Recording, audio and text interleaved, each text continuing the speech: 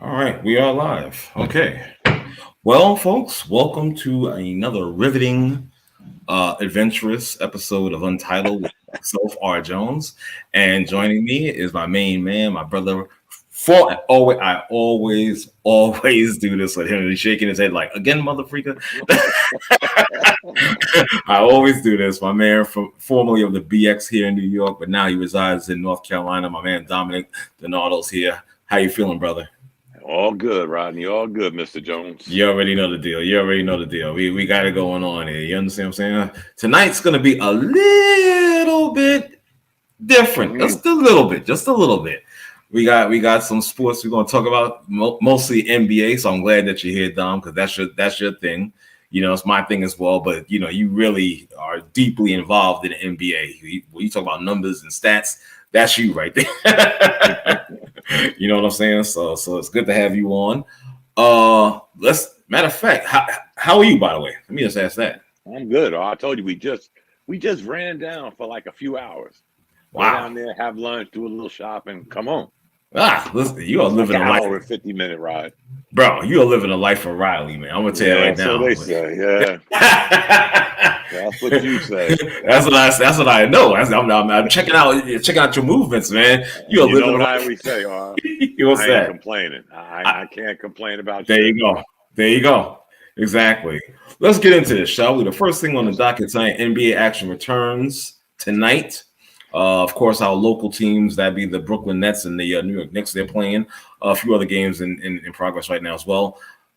Let's get into, I was looking at an article and it brought up the two different conferences. The Eastern Conference, is it a one-team pony?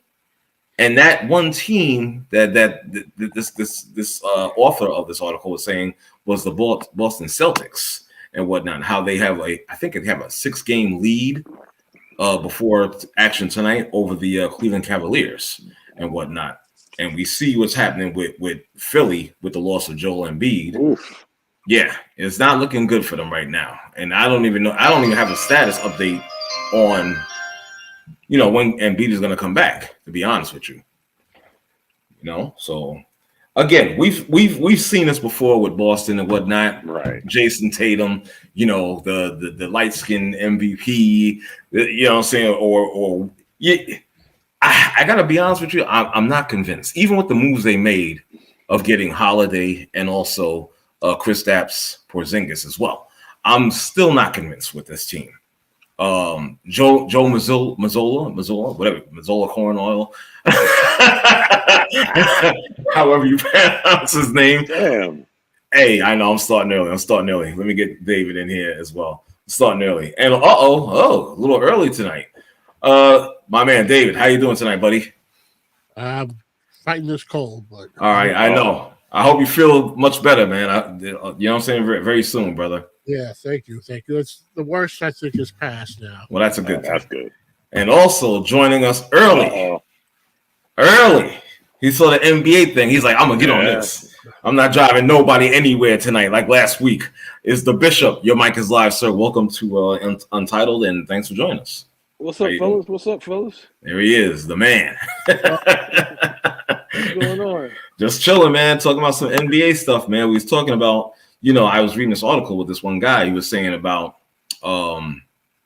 this one team in the Eastern Conference, and that's the Boston Celtics. Is supposedly going to run off being Hey, I get it. I get it. I was just telling Dom, the light skinned team with this side east of the Golden State Warriors, Jason Tatum.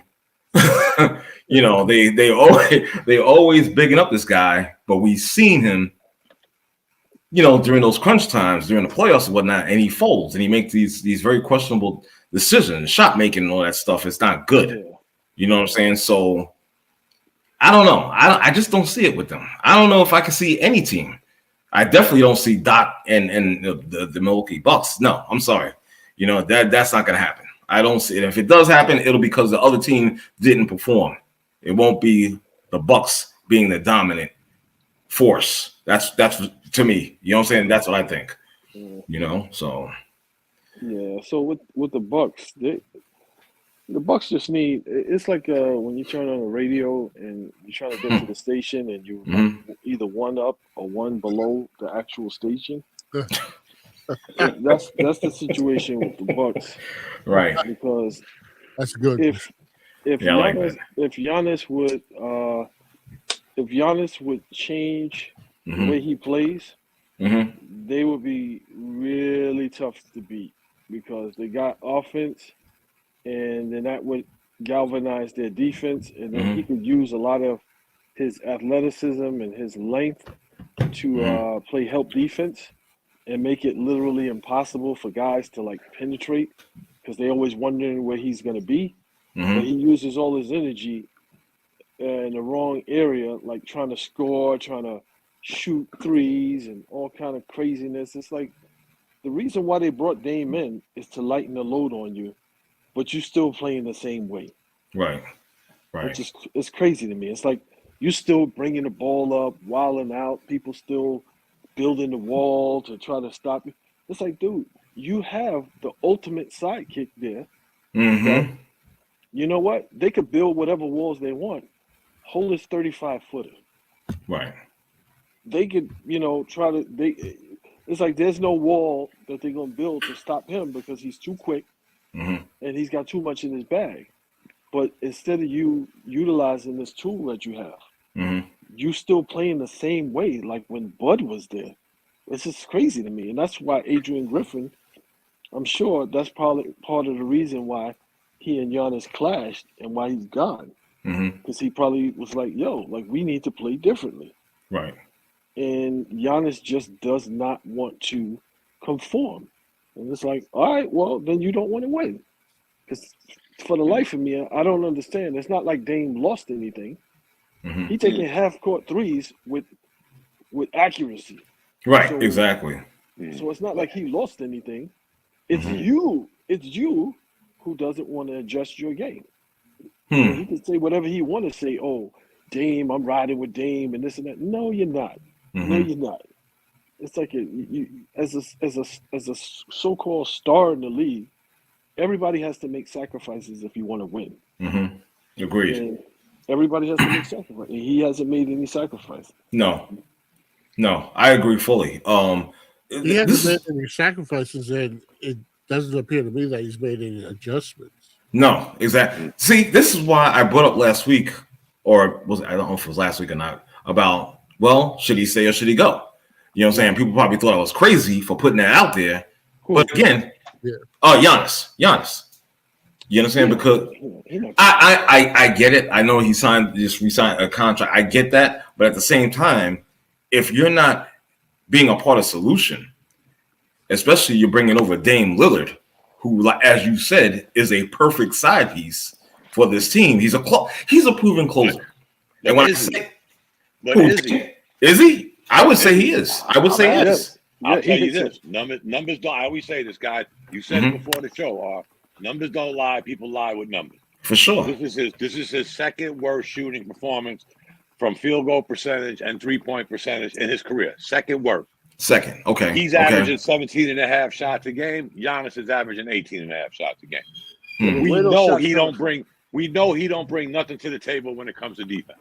Okay. Let's keep it a buck, and trust me, for me to talk about defense is really bizarre because nobody plays defense in the NBA. That being said,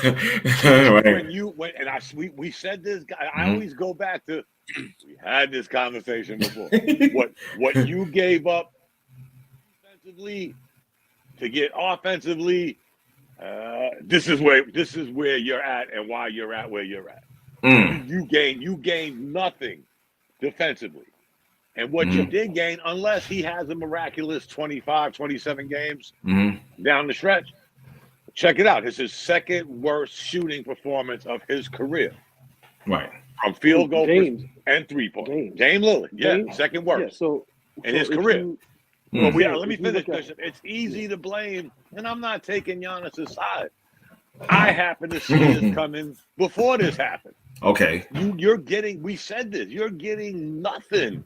You gave up probably, I got to give up saying the best defensive guard in the NBA. You gave one of the best defensive players up for this guy who Hey, game time, clock. But that ain't what they need. First and foremost, he hasn't been in this position in Lord knows how long to be on a team that's supposed to be a contender. And I don't know, guys. I don't have a lot of faith. First of all, I love it that Doc Rivers is their coach. It makes me know the Knicks are going to catch Milwaukee. But back to the one trick pony. Come on, guys. Like you said, you heard the story for the last 5 years. Right. Until Boston does something, we could talk about Milwaukee, Cleveland, Philly, the Knicks. Until Boston does something, until they get to the finish line and raise that ball up, it's the same story. You could add Porzingis, you could add Drew Holiday, but you didn't subtract the you shoot, I shoot, you shoot, I shoot Tatum Brown routine. Exactly. Did they cure that? No, and I don't want to look it up, but I know they're averaging the most shots on their team. Probably. Probably. And that's the thing with the shots and whatnot. The shot selection by not just one, but by both of them. You understand? It's very questionable. There's times if you want to. I gotta be honest. I don't think it has. I don't think it has. Yeah. I wanted to ask because you guys touched upon it, and then we shifted to Milwaukee, but Boston, Tatum. Now, personally, I think Tatum is a beast. Okay. Now, has he won anything? No, but I think with the right coaching, I think that team lacks. It's like they don't know who they are. So you get what Dom is talking about, the Tatum Brown show, and then they add these side pieces in there.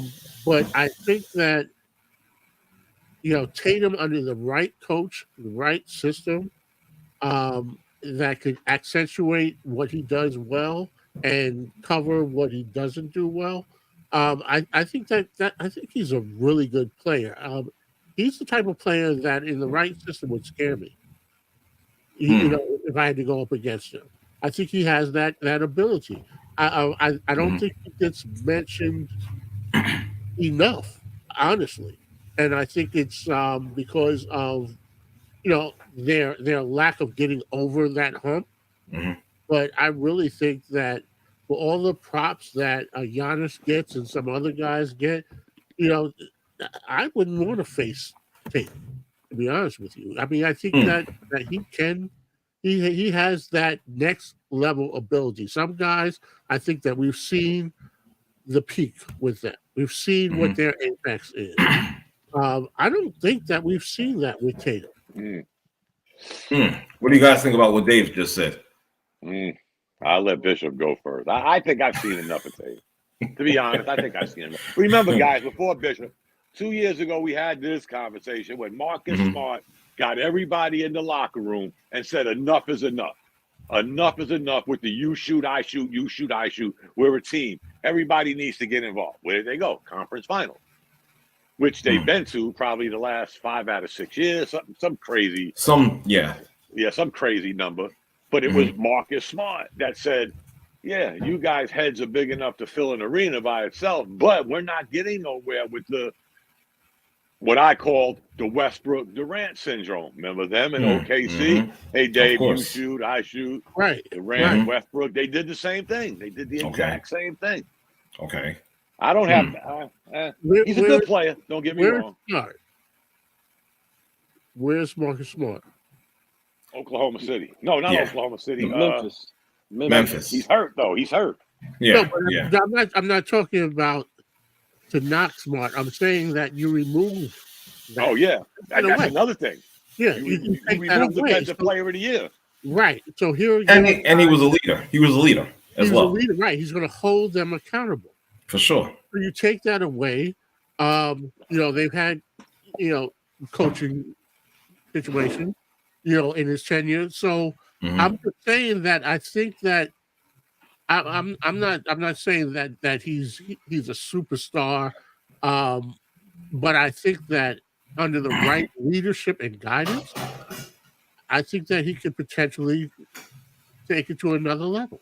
But you take away somebody that's going to hold him accountable. You take away stability, and he thinks that, well, I've got to do it all myself.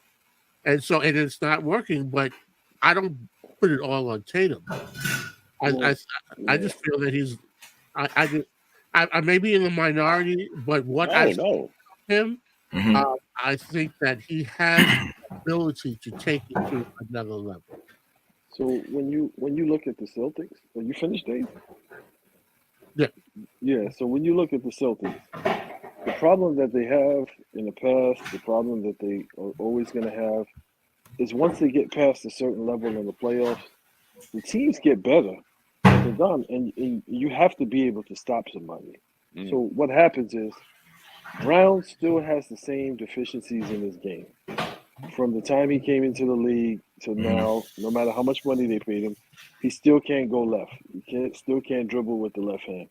He still can't take any. And what teams do is they force him to the left because he and Tatum. What Tatum does is he gets too anxious, and then he wants to try to do it all. He gets three-point shooting happy. Like before he used to when Udoka was there, he started him like focusing more on the mid range. You can take threes, but you need to stay in the mid range area. For sure. You need to stay in the mid range area. He's moved away from that and went back to the three. And there's some games where it's like, I'm gonna hit this three or we gonna lose. Like I don't care about I'm gonna hit this shot. So that means if I take 17 3-pointers to hit 5 of them, I'm taking 17 threes to hit 5. And it doesn't matter how that impacts the game. I'm still gonna take it. And for all of the great athleticism and offensive firepower that he brings, he plays no defense. I was about to bring that up. He plays no defense. And when the going gets tough, because he's so light in the ass, what happens is they get real physical with him, and then he still feels like, I got to shoot this shot. I got to shoot this shot. And they do everything they can in the offensive scheme to get him switched, like a point guard switched on him or a shorter guy switched on him. But when they start playing the better teams, it's harder in the playoffs to make that happen. So he's going to be facing guys that are going to be formidable defenders. So when, let's say for argument's sake, when the Knicks play them again, hopefully we'll be at somewhat full strength. We'll get to see, because then we'll have OG to guard either him or Brown, probably two.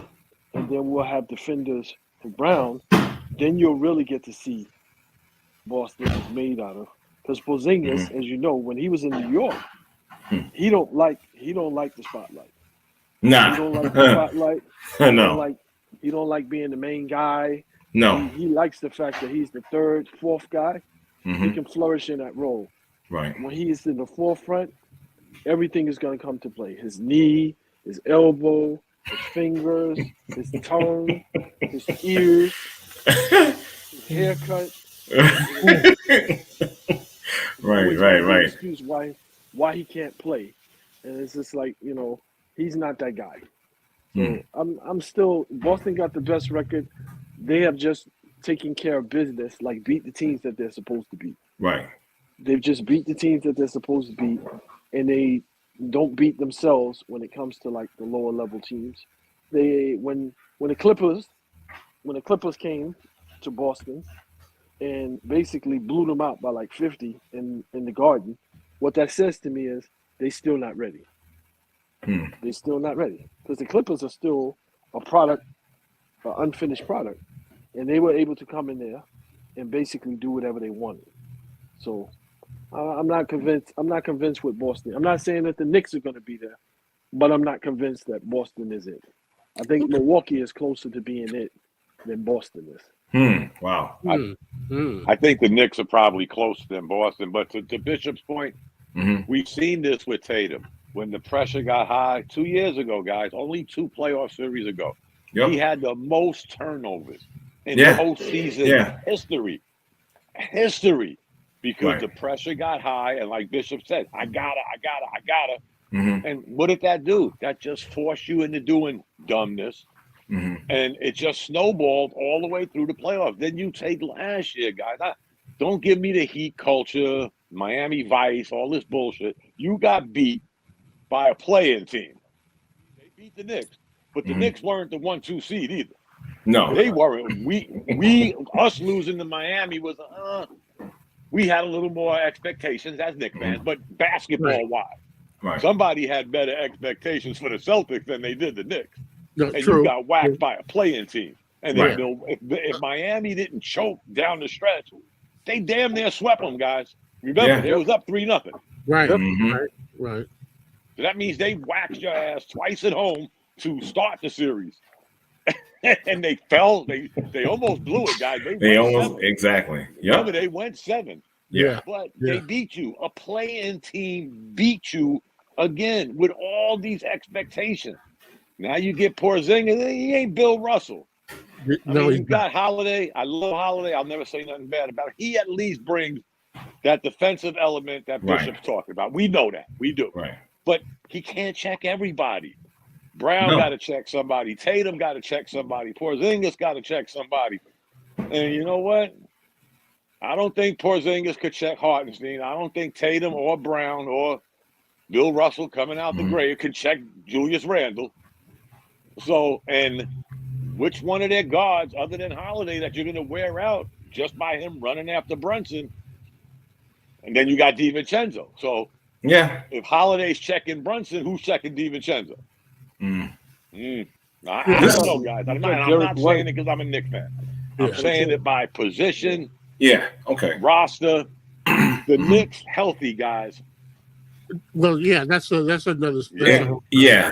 I just want to clarify though, because I don't want it to sound like. Listen, I can't stand Boston Celtics. Never liked Boston Celtics. But you're being objective. Yeah. My comment is not about Boston. I don't believe in the Boston Celtics. I'm just saying that I think Tatum can be better, and I think that he has the ability to take it to another level in the right system, a system that complements him, where he doesn't have to feel like he has to be the end all be all. And that's where the problem comes in the past, where right or wrong, his mindset is, well, I've got to do it because nobody else is. And that's a growth mentality that he has. See, I was about to say, he's got to be a big boy. Right. He's got to be a big boy. Because let me say this, Art, before we move off of this. Yeah, go ahead. So what does that mean? Did the Celtics invest $6 billion in Brown when they could have said, hey, you know what? This ain't working.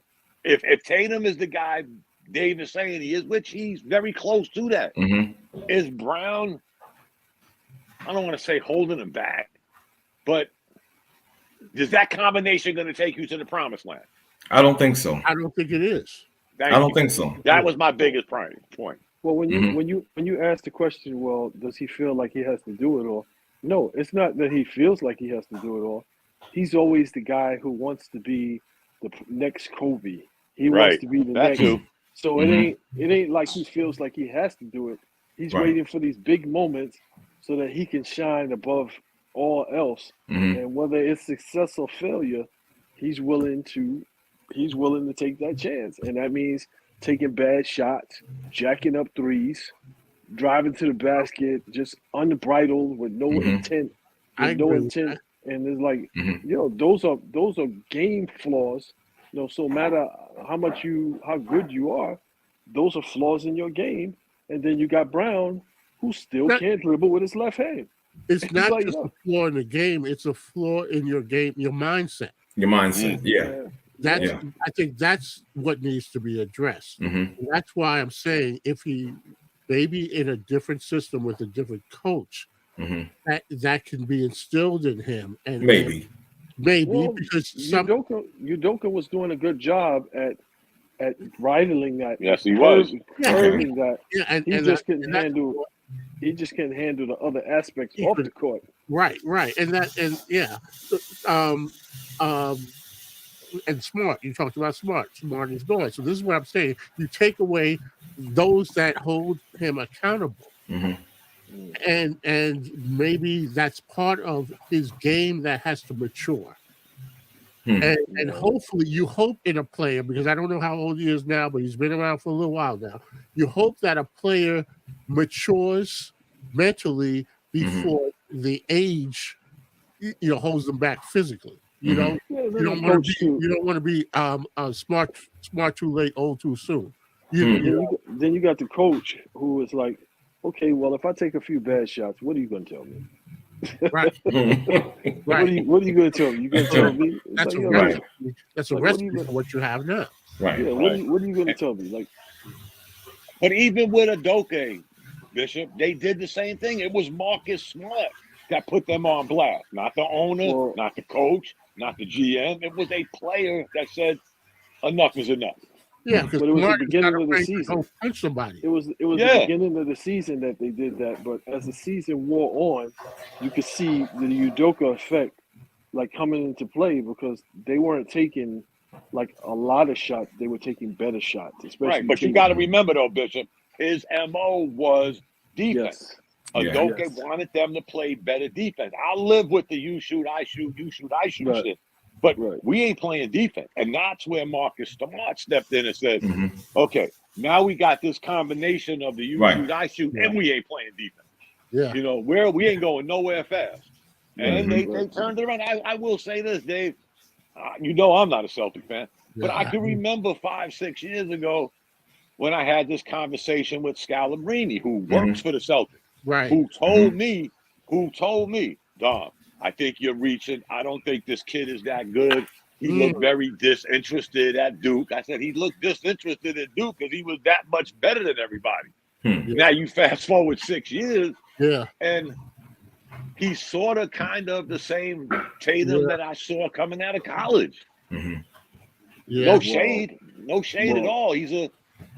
I don't know, guys. I don't have faith in them going to the finals. I'll say you just qualified your remarks, Don. I'll just say this. He's from Duke. Once you say he's from Duke. Yeah, I know. That was it. He's one of the last players that came from Duke that really, as Dave would say, can really ball. Okay. You know, they haven't had many. We know that. No. We've seen that trick before, but exactly. He was from Duke because he doesn't feel like a Duke fan. Well, he was there 1 year, so you can't even say that was no more. Kyrie, but Kyrie Irving, exactly. Kyrie for a semester. He did play more games than Kyrie. He actually played the whole season. Who doesn't? And the tournament. Like I said, who doesn't play more games than him? I mean, Zion played a little bit more than Kyrie. No, a little bit. That's another Dookie. Yeah, I forgot about it. Yeah, all of those dudes from Duke. And the Maple Mamba. Yeah. All of those and Reddish from Duke. All of those dudes from Duke are all. It's like this. It's a Kentucky league right now. Yeah. All those dudes from Duke. They all. Everybody's got a question. Everybody's got a question or asterisk. Like they could do this if they would do this. They could be this if they would do this. All of those guys from Duke, they just don't. I don't know. They don't pump out like Grant Hill to me. Grant Hill, you could say Elton Brand had a okay career. Shane Battier was a glue guy, and injuries like King Beef from Utah, Carlos Boozer. With all that chest hair, taco meat. He had an okay career in Utah. But other than that, like Grant Hill is the only one that I know that I'm like that actually like had the potential. Yeah. You know what I'm saying? He had the potential to be one of the greats. Injuries. The great Cherokee Parks. Oh Lord, please. I thought you were gonna say Chris Duhon. But I'll just say this real quick in regards to the whole Boston thing and whatnot. And you know, I honestly, and this is me speaking about the Knicks, believe it or not, giving them props. I'm gonna give them their flowers and whatnot. If they're fully healthy, they could be a legit contender for that Eastern Conference. I'll go that far to say that. I will.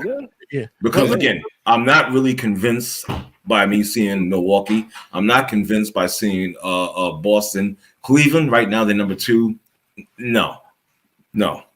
Cleveland is a regular season. Right. Exactly. I will say this about the Knicks. I think that they are good enough that whoever meets them in the playoffs, that coach is going to have to do a really good coaching job. For sure. And let me just also add this: if Miami could rep the East, why can't the Knicks? Exactly. Why can't the Knicks? Thing, guys, when you play the Knicks, win, lose, or draw, you're going to have felt playing the Knicks. Exactly. Your body is not going to be the same. Exactly. Game I can agree with was that. Game 1. Right. Not happening. That's I agree. They still do that throwback stuff, guys. They are gonna bully you. They're gonna muscle you. And they're gonna make life extremely hard for you. And again, I don't know what Dave said about Cleveland, but what happened to Cleveland when they played the Knicks last year? The Knicks manhandled them like they was a G League team. Exactly. It was soft. Cleveland took that picture. You remember? The Knicks just beat them up, man. Yep. Remember they took that picture after they won a game, and they took that picture in the locker room like they had won the series, and the Knicks just beat them the rest of the way. There you go. So I always say this, guys, and I'll leave it at this for the Knicks. Look at the matchup, guys, with any one of those teams in the East. Look at the matchups, player for player, bench for bench, and it's hard, guys. And again, I digress because I'm a Knicks fan and it sounds Knickish, but I'm saying take me out the equation and look at each team's roster in the Eastern Conference. And then when you get to that bench, I don't know, guys. Yeah. The Knicks have a hell of a bench. Yes, this is true. This is very true. Figure out, can we ride the wave and play nice with Mitchell Robinson and say, hey, man, we know you're coming back from injury. You're going to have to come off the bench until you get into – because I can't see him starting over Hartenstein no more. I can't see that, guy. I can't. I didn't understand, Dom. I didn't understand why they didn't go and try to get a legit big man. Yeah, same here. I don't understand it because it's like for all the good that Hartenstein is doing, Hartenstein's career high is 19 points. That's his career high. Like when everybody's talking about, well, they're gonna have to pay him and this and that. Dude, you're a career blue collar player. That's it. You're just getting an opportunity to do more of your blue collar stuff. But that's not something that's going to get you exponentially paid. Because if you go anywhere else, if you go anywhere else, what's going on? Wait, is that like somebody sound like somebody in a Chinese restaurant? Somebody on KP in the memo. Yeah. Let me mute my mic for a second. Somebody working in a Chinese restaurant? Yo, you in a Chinese restaurant doing a show? That's how he gets free Wi-Fi. Yeah, I'm like, yo, what's going on? That's taking remote to a new level. Yo, 37. I'm a 37. 6 egg roll. He's gonna have to make a delivery in a minute. So. Oh God. All right, finish your point. I'm gonna be on mute for a second. Go ahead, man. You got a bunch of migrants in your living room. Ooh, I'm man, he capitalizing on that. Yo, we got takeout. We got a takeout in my living room. I'm telling. Oh wow! Yeah. Housing migrants got them working $1 an hour. We finally figured it out. Oh, we got to move on. We got to move on before I fall out. Oh wow! Yeah. So again, the way they built the Knicks specifically for like a Boston series. Yeah. If you think about it, they built the Knicks specifically to match up with Boston. So when we get to that point where we are facing Boston in the playoffs, it's gonna be Porzingis is the wild card, and once the pressure gets on him, it's like, I don't want it. I don't want it. I think R kicked the migrants out. I'm sorry, man. Bishop, you made great points, but I just can't. You know, already. Listen. Let's move on, shall we? A little bit. Oh, Lord, Let's move on. Let's move on a little bit. Let's get to the cluster. The cluster, you know what, in the Western Conference of the NBA. DoorDash order. All good. So again, from this article, I was checking it out, and they're talking about how it was a one-trick pony in the East, that being Boston, which I don't necessarily agree with. However, the Western Conference seems to be more of a clusterfuck. Okay, you have the Minnesota Timberwolves, and you have the OKC Thunder. That's a game and a half, and this is of course before tonight's play.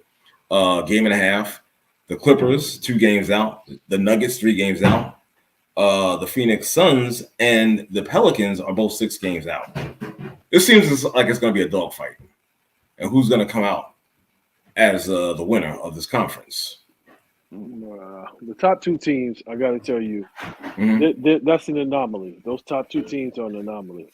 So you're saying Minnesota and OKC is an anomaly? Yeah. OKC is too small. They don't have any big men. Chet Holmgren, he's okay, but he weighs like 120 pounds. Right. He's 7 feet. He weighs like 120 pounds. So when they play anybody of substance, that's it. Like they're going to be beaten down, rebounds, and what's the name is going to get his. SGA is going to get his, but unless he's going to be scoring 75 points a game, they ain't winning. And as far as Minnesota, I don't have any confidence in Cat at all. I don't have any confidence in Cat. He just scored 50 in the All-Star game. What are you talking about? Yeah, come right. on, he thought he was winning. And he thought he was winning the MVP. Yeah, he thought he was winning the MVP too. Leave Cat alone, man. He's progressing. I don't have any confidence in him. It's like, yo, dude, like everything that you're not supposed to do as a 7-footer, he does. Everything. And it's like I have no confidence in him. And I'm really starting to like Ant-Man has good qualities, but the influence of Cat on his game. I'm like, sometimes I'm like, yo, what is he doing? Like instead of you taking it and taking it by the throat and not letting go, it's like you're not even taking it seriously. You say the right things, but in those moments you do something else. And it's like, like this is your team, so you're supposed to be the mainstay, and Cat is your support, and the rest of these guys are your support. But on some nights, it's like he might have 15 points, a few assists, maybe one spectacular dunk. It's like, nah, you got to be more consistent, dude. You got to be more consistent. I'm not even the Pelicans. The Pelicans are a couple of Happy Meals away from going back to the Okay. It's true. Wow. Okay.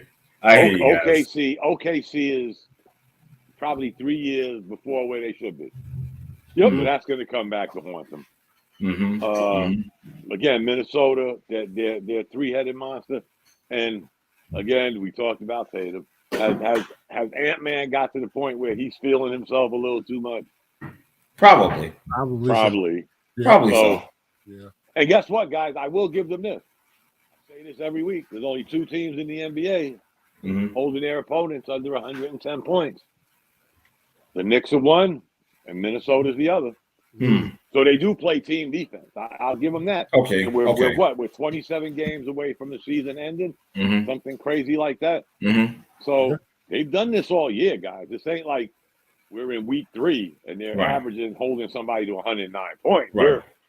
We're, going down the stretch, and they're still holding teams under 110 points a night in this NBA. That's weird, man. But Dom, remember when Cat scored that 60-something points, and they still lost? So they have a lot of games where it's just like what's happening here? Like something doesn't. The math doesn't math. It was like, like they got more shots, they play better defense, but then they lose at the end. And sometimes it's always like something like Cat is always fouling out. You can't rely on him. He starts arguing with the refs, and next thing you know, he's fouled out of the game. And then Rudy Gobert, it's like, you like the only 7-foot guy with a 7'7" wingspan that you can't make a post move over like a 6-foot guard. It's like, which is crazy to me. And it's like they got a point guard there, but for some reason he can't seem to like get these guys all in sync.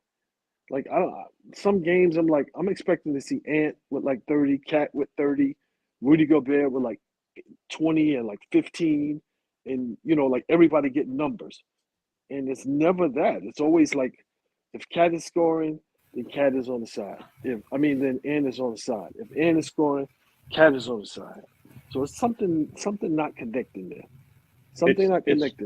It's funny though. It's funny. Well, you know what's funny? It's with all of this that Bishop's saying. Mm-hmm. They got the second best record in basketball. Right. Yep. Right. And they've had the best record in the Western Conference for what, 90% of the year. Mm-hmm. Yep. And we're down to 27 games left. Yep. I mean, something seems amiss. I mean, we can't say the West ain't that good because they're supposed to be, what does it say? A clusterfuck, because they got so many. They got so many teams. They're still sitting atop the Western Conference. Right. With all of those negatives that Bishop just brought up, and some of them are rightfully, Mm-hmm. But again, second best record in the NBA, mm-hmm. best record in the Eastern Conference, 90% of the year. That's weird. I mean, just think if they was better. How do they get better? Have the second best record? Or I kind of have to bring up is it the coaching aspect of it? I mean, that might have a little something to do with it. You know what I'm saying? Where the message isn't getting received as it should. You understand? Because again, you guys pointed out all their positives and whatnot, but it's just not gelling. It's not coming together. You understand? They could be they could be better. They could be better, believe it or not. Coming together. Right. If they were 16 and 39, I would say, yeah, you know what? It ain't coming together. Right. They're 39 and 16. As crazy as, dude, I get it. As crazy as it is, yeah, something's definitely not right. But again, you bring up, they have a 39 and 16 record, but still, I think they can still be better. So some of those games that they lose, mm-hmm. it's never games where it's like, okay, well, the team just played out of their mind mm-hmm. and they beat you because you got their best shot. Right. It's not those type of games. No. When they lose, they lose. They look disjointed. They look bad. And it's like, like if they were winning these games, and it's just like certain teams just stepped up because they're like, they're at the top of the food chain, and we got to give them our best shot. And they shoot lights out, and they doing this, but it doesn't take that to beat them. And it's like, it just seems like there's something. And again, I don't have any confidence in Cat. No, I don't have any confidence that he goes. None. You know what, guys? The Knicks beat the Sixers by 27 points. Mm-hmm. 2 days later, beat the damn Nuggets, the world champions, by about 100. So, I mean, to say this shit happens, I'm just looking at their record, guys. We say this week after week. Oh, they're this, they're that. The wheels are going to fall off. And they're still the best team in the Western Conference for 90% of the season. Right. Will they sustain that in the playoffs? I don't know, guys. I'm not Nostradamus. That's a different beast altogether. Right. You know but I know where they're at right now because I can only talk about right now. I can't predict the future. But I'll tell you what, guys, I'll put it this way. If one of you guys right now will tell me you said they was going to be 39 to 16 after 55 games, I'm going to bed. Yeah. That's it. Understood. Hell yeah, I get it, man. I can see Cat with that stupid look on his face. Yeah. That stupid look on his face after he, fouls out or does something real stupid to cost them the game. Ant-Man in certain occasions. I'm like, yo, dude, you didn't have to take that three. Like, why are you taking a step back three when you could seal a game by just driving to the basket and getting a foul? And you have the ability. And it's just like they just don't make They just don't make good decisions in the clutch. They don't make good decisions, and you figure because they got Mike Conley there, and he can help regulate the game. But it's like it's just something missing. I don't know if it's toughness. If it's like when And in the playoffs, they're gonna be challenged. You know what I'm saying? Make no mistake. They're gonna be challenged. It's like I could see like if they play like the Lakers or something like that. They're the number 1 seed, and the Lakers is like the 7th seed that just got in and then beat them. You know what I'm saying? Like, stuff like that. Like I could see that happening. Right. I could see something like that happening. Right. You better hope the Lakers. You better hope the Lakers just make the playoffs. They'll make it. They'll make it. And speaking of that team, exactly. There's a lot of talk in the circles or whatnot. Who was it? Who was it? This one guy was saying, "Oh, you got to watch out for not just the Lakers, but also the Warriors." Have you heard about this stuff? I know you've heard. The Warriors are playing good. The Warriors are playing good. Playing good. We're gonna sit here and say the Warriors are playing good. Throw Minnesota under the bus. It's almost opposite of one another. Where they were out here, guys. Where they were, but I'm saying where they one were, game over 500. Where they were, where the Warriors were, they were disjointed and trying to figure out where they fit or how they were going to fit all the pieces together. So what they figured out is they gotta put Clay. They gotta get Clay to take a step back and have some of these younger players step up. In order to, like this youth movement has got to stop. I'm on the phone, dude. No, it's some bigger. Of these young players have to start stepping up, and they got like some of these young players. I'm surprised. Like Kuminga started. He reminds me of He's Iguodala. good. Yeah, I like him. Andre He's Iguodala, kind of like he still makes some stupid mistakes here. Of course, and he's going to do that. But the Pajinsky, and then they got another Spanish kid that comes off the bench. It's like these dudes. I never count Steph out. I never count him out. But remember something, Bishop. This ain't the first time. This is the second year in a row that they've been borderline obscurity. Trash. I'm not a Warriors fan. Right. I'm not a Warriors fan, but what I'm saying is I never count them out with a healthy Steph. I'm never going to count them out. I get it. I hear you, but I get it. The NBA starting to count them out. Who? You said the NBA and Ron. Yeah, and then as soon as here's the thing, Bishop, and it happens all the time, Bishop. Just like with my Yankees, the league seems to move on, and some teams seem to get stuck in the mud. And Golden State is one of those teams that are stuck in the mud. They're living off of Draymond. Draymond, I could knock somebody out, but get a gig on TV. Green. I mean, it's the wheels have been coming off this team since they won that championship. Nobody wants to admit it, but when you made that statement, so isn't it ironic that the person who's in charge of doling out punishments for bad behavior is coming from one of the most bad behaved teams in the history of the NBA. So Joe Dumars is responsible for doling out punishment for bad behavior. When his whole career he played on a team. That's what they call it. That's what they were known for. You can't say that no more, Bishop. You can't say that because Commissioner Bobblehead, he has taken you away from that. He's telling you we're faster, we're smarter. This is the greatest NBA we've seen in 110 years. We can't go back no more. We can't say what Joe Dumars and them did. Yeah, NBA. Hold on.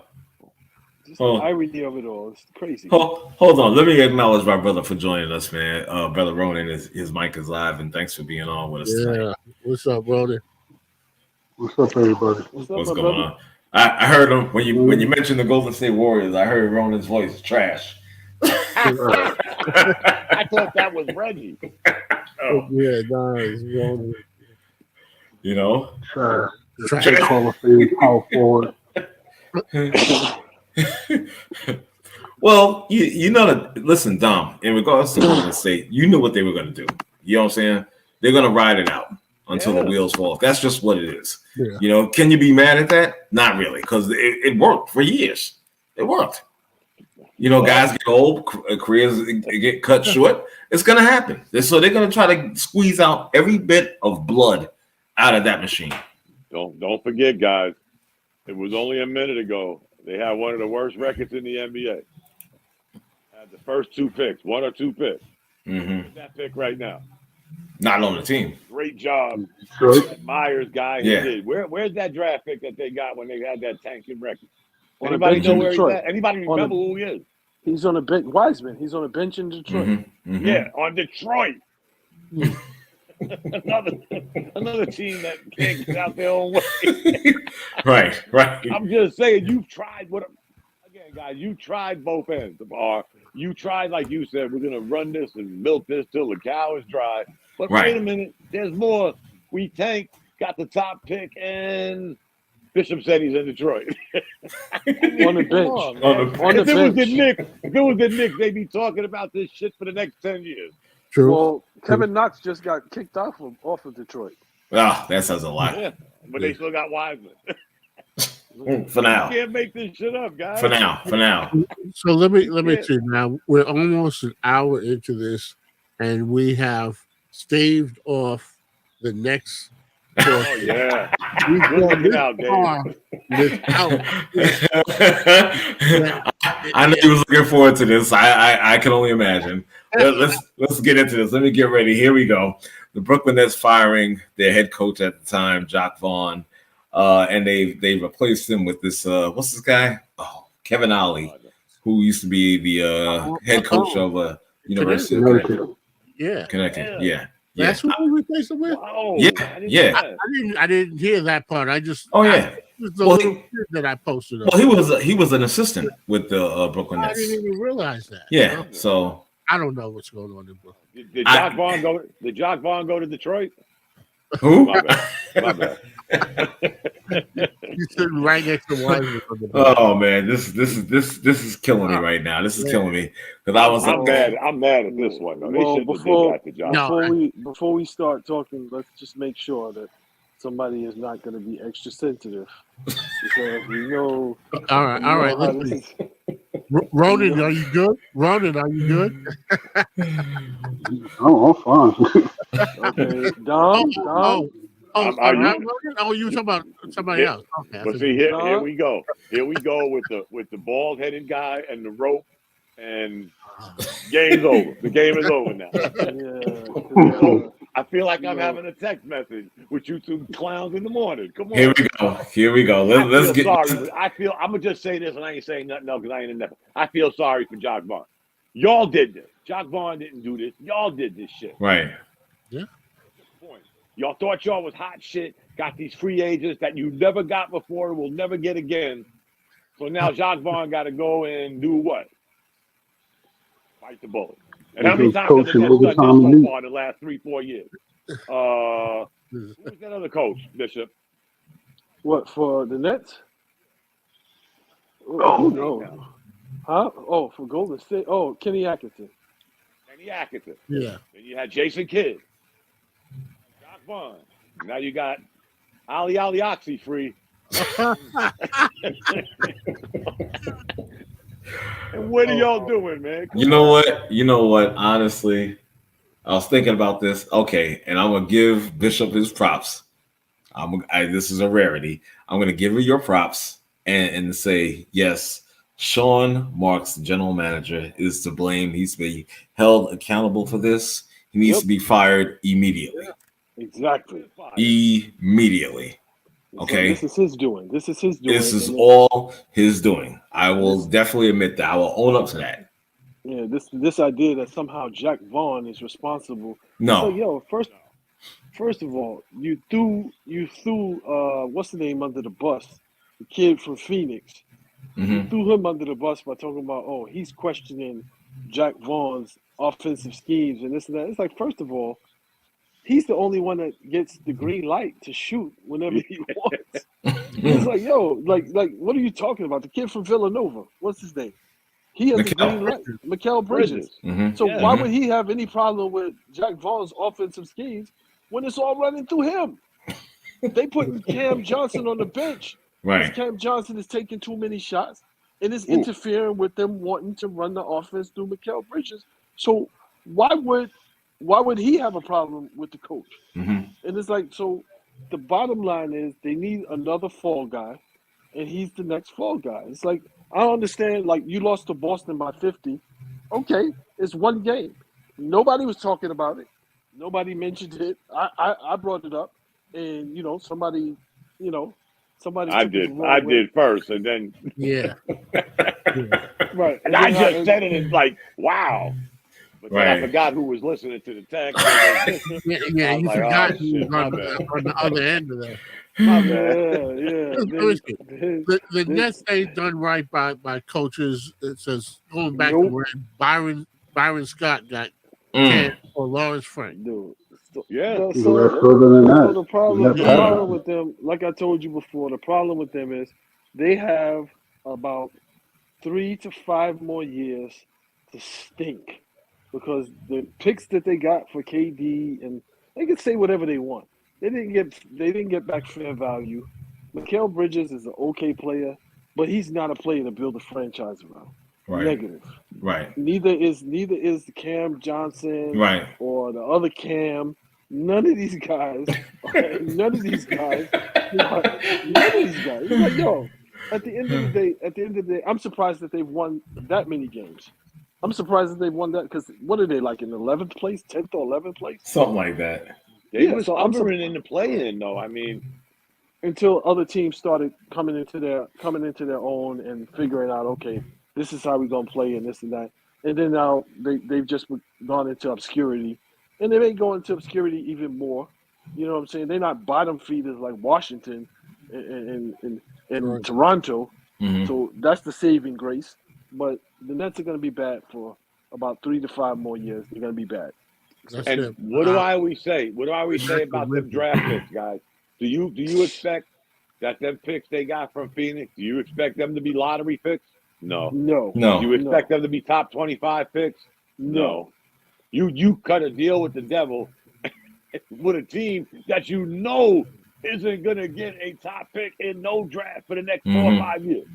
But Sean Marks needed to make it seem like they were getting No, getting they over. just Sean. It ain't just Sean Marks, Bishop. We could beat him up now, yeah. But too many of these talking heads be like, "Oh man, you see what Dave did? He got 5 picks in the next 6 years. He got them from a team that's going to be a contender for the next Right. 5, 6 years. Yeah. So Right. as the NBA has changed, you ain't getting no good pick, guys. And I say that in confusion with Sad. my Knicks. The Knicks Yeah. got 101 picks. What are you going to do with them? Yeah. It makes a trade look good. Like, if you could say, Mhm. hey, we traded for this The guy, we average traded for dummy this that guy. don't know basketball, and- yeah. Right. It's just like OKC. OKC got all of these picks, and it's like, what does that actually mean? Like, Right. are you going to get a guy who's going to come into the league and immediately be an impact player for you, somebody that you could build a franchise around after No. 2-3 seasons? Right. No. Yeah, No. and then to justify it, then they'll bring up the one time in 5 years that this guy he was a second round pick. Yeah, thank you, Dave. They'll do that. That'll Yeah. be the logic behind it. Yeah.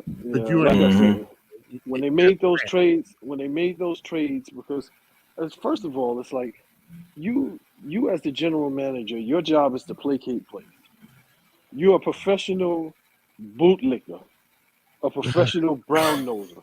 That's what your job is. That's what your job is. That's what you get paid 6 figures for. Oh To man. brown nose and lick boots. Right. Right. That's what you get paid to do. So to me, it's like whatever it took to keep those guys there in Brooklyn, that should have been done. Whatever it took. You know what I mean? Whatever it took, that's what you should have done. To keep who? Wait. To keep who in Brooklyn? To keep KD, to keep Harden, and to keep Kyrie in Brooklyn, you should have made it fit, made it work, not agitate situations, not be a MAGA contributor and all of this other stuff. You should have made it work. You should have made it work. You're talking about 3 of the most diva-ish bitches in the NBA. Yeah, but again, I'm just saying. Sooner or later, the figure cat out- was going to come out the bag. They was going to whine like they did. because they're a part of this new NBA. I don't like you, Dave. I don't want to play with you no more. I want to go here. This is what we created in the NBA. Right. Come on. It was sooner or later it was going to happen. Kyrie, of course, we know who he is. James Harden, believe it or not, I hate to say this, but to me, James Harden gets the sort of get out of jail free card because he came, he played. He did play. Hurt. He did. No, he did. We got to give him credit on that. You know what I'm saying? Yeah, we know about the whole disappearing acts in the playoffs. You got to rewind that too hard and say, damn, homie, you did this on 3 teams in 4 years. Right. Yeah. But again, and Bishop is probably not going to agree with me on this. I still say when they got rid of Atkinson, and I get it, when they got rid of him, that was it. You officially he wasn't the coach for that team. He wasn't the coach for that I get it, but let me finish, brother. Yeah, my thing is like you gave the keys to the inmates in the asylum. I was going to say that. Yeah, that's what he effectively did, and for that. Exactly, and for that he should be fired because that was taking the wheels off the bus. And I understand your point, Bishop, about he was the guy, but not for that team. Not how they put together that roster. I get it. Would they have been better guys if they just went and got Kevin Durant? Probably. Get some pieces to go around him. Probably. But again, you got greedy. You started feeling yourself because again. Not to agree with my homie Bishop, but what was the chances of you guys in Brooklyn luring free agents? Slim and thin and slim as women. So now you got a chance to hit pay dirt. You're feeling yourself. Right. But then again, you weren't happy with just Kyrie and Flatman. You had to go get the other diva in James Harden. And to be honest, I'm on record for this. I never wanted Kyrie. I couldn't stand him then, and I couldn't stand him now. You know, I never wanted that guy. As a matter of fact, when Harden was coming here, I was hoping that they traded Irvin for Harden. To be honest. Yep. Yeah. But here we are. Yeah. I feel bad, but I hate to say Bishop was right. Now you're back to being Brooklyn Nets. And I'm not going to get into some Net fans were feeling themselves and we're the new kids on the block in New York. Stop. Y'all felt yourself for like 10 minutes. Go back and sit back and regroup. So many Cams. It's like, I do not like green eggs and ham. I do not like them. Cam, I am. Come on, man. That one Cam. Hey, guys, come on, man. We always heard the saying, I never saw a shot I didn't like. Yeah. That brother is, I never saw a shot I didn't like on steroids. Well, I mean, who else do we have? I'm just saying. Come on, this guy is a little crazy, man. Do you still have Joey Buckets? Is he still there? He's gone. I don't even know where he's at. Is he in Detroit? Yeah, he's not in Brooklyn anymore. He might be in Detroit. I didn't know that. Yeah. You still got the shirt though, right? I threw that shirt out the first day. I got it, man. Matter of fact, I probably left it in Barclays. I'm inches away, guys, from flying down to Orlando because my son has a meeting in Orlando next week, and guess who's playing in Orlando? Brooklyn? The Nets. Yeah. So I was like, man, if you get the tickets, I'll fly down. Right. And then I'll go right home. I don't want to interfere with his job, but because guess what? Because the Nets are not playing good ball, the tickets are pretty affordable. I mean, listen, you can get a good seat for like $70. I was about to say for $5, really? Yeah, you can sit up with that for $5. Yeah. Boy, the times change. I'm about to say, come on now, you know? You know what? I've never seen Brooklyn, so it would be okay. Well, you're not missing much. You're not looking at much. I can tell that right now. I saw them once and never went back. You guys got it made living where y'all are at, man. Y'all Can I tell you? I'm a 15-minute walk from Barkley. Yeah, my job. Yeah. Oh, from his job, yeah. Oh, okay. Yeah. 15-minute walk. Hell yeah. Well, with that being said, I'm gonna get out of this, and I'm gonna go to the other cross team. Well, didn't we talk? How much more? We talked about the Knicks. Okay. Let's go on to the Knicks. Oh, You want to go to the Knicks or no? Next. Oh, next. Okay. Yeah, well, we don't talk about the Knicks enough. This I gotta tell you, the sports has ended. Well, here we maybe go. a little bit. Maybe a little bit. You guys hear about this? I only saw what was posted. The Nassau County bans transgendered female athletes from competing at county-run facilities. All right.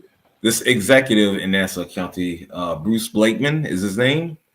This is the first in this nation, a ban of this magnitude. Of course, our people from Alphabet City are not pleased. They're not pleased with this. All right. I feel it teetering. Yeah. You're right. We're about to go. Immediately all the sirens and the cherries went off and whatnot on this. I heard the alphabet group all the way in the kitchen. Then. I thought I had you on mute. They're not happy about this decision, and just like I said earlier, good. I'm glad. Somebody finally took a stand, okay, against this, because how are you gonna have a person born as a man with that strength of a man gets into a surgery and becomes a woman and now wants to play in that arena with women's sports? You still have the strength of a man. Okay. Yeah. Okay. Yeah. Let me jump in and say this. Please.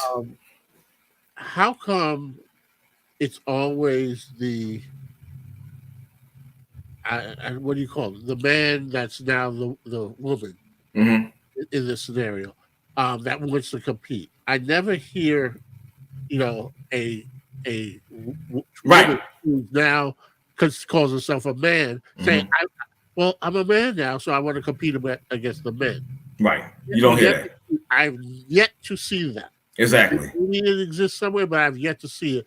Right. And so what bothers me is I don't have a daughter, or you have daughters. If my daughter was competing in something and there was a person who was born a man and they were competing in something physical like that, you got one time to bump into my daughter or like that, which it's going to be some problems, and so I don't agree with it. I think that what they should have is, oh boy, let me go ahead and say it. I was going to say a Special Olympics, but that's already got a block. We already checked that one off, babe. Stop. That's all right. That's okay. You're gonna be fine. Okay. Let them all compete against each other. Why not? See who's the best of that. Exactly. I just don't think that. I don't give any credence to. If I go, somebody shows me, look at all the medals, gold medals I won, competing against women. And this is not a knock on, there are women that are very talented and very strong, but the average man, the average woman, it's not fair. It's not fair. Period. I don't think that, it's sort of like, you